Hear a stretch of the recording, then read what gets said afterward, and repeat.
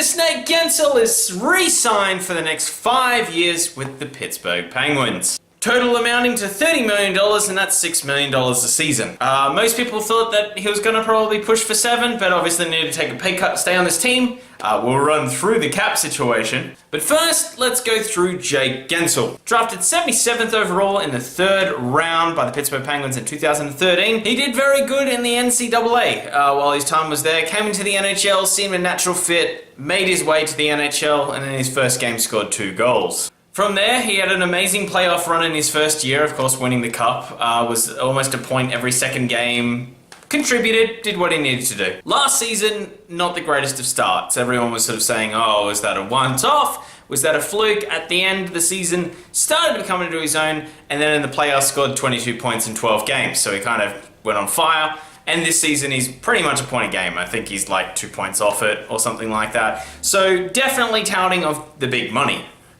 Players around this sort of contract length and dollar amount is like Huberdeau, those sort of players, Brendan Saad, which probably isn't a good example, but like Huberdeau money. And he's like little Huberdeau, so that's awesome.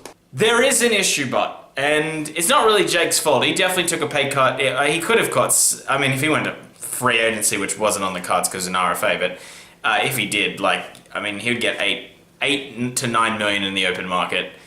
He's definitely worth 7.5 usually on an RFA, but with a team like this pushing for another cup or another few cups or a few at least playoff rounds for years to come, this team needed him to take a pay cut, and he did. There is an issue, but this team next year, without the cap going up too much, is going to have about $8 million in cap space if the cap goes up by like $3 million, which, I mean, has been the trend lately.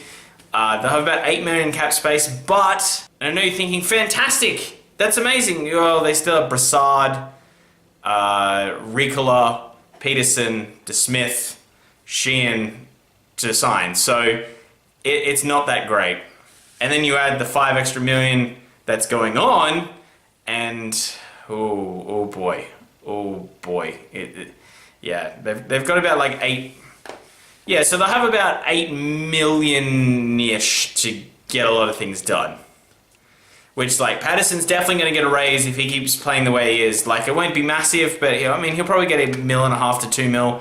So that brings you down to 5 to 6 million, somewhere in there. Ricola will probably get a bit more. I know he's been scratched a lot, but, you know, he'll go up from 950 to, like, you know, 1.2.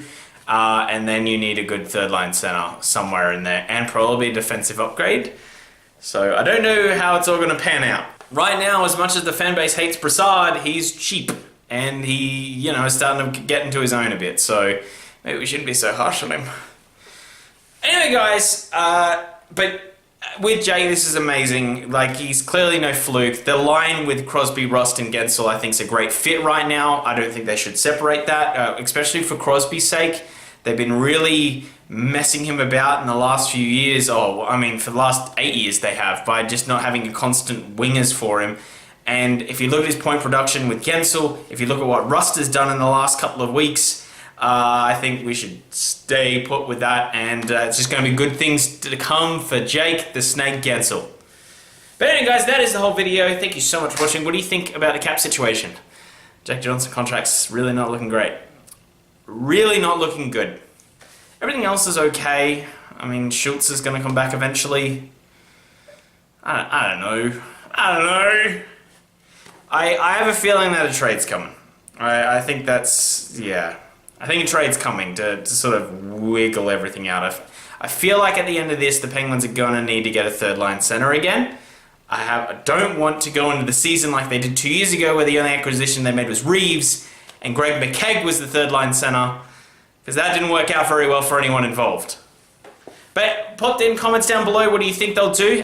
Also, your favorite Jake Guentzel moment. I mean, mine's his first game. His like brothers crying, his dad's, like his whole family's crying. Like, you can't hate that. You can't hate. It was awesome. It was awesome. Kind of thought he was going to get the hat trick. That would have been awesome, but it didn't happen. But yeah, really good. I'm super happy for him to get the money. He took a bit of a pay cut to stay here, which is fantastic. And, you know, I mean, $30 million is still a lot of money. So it's great. Anyway guys, if you did enjoy this video, hit the like button, otherwise hit subscribe. If this is on Facebook, then like the page. Otherwise, yeah, thank you so much for watching. Have a great day. See you and bye.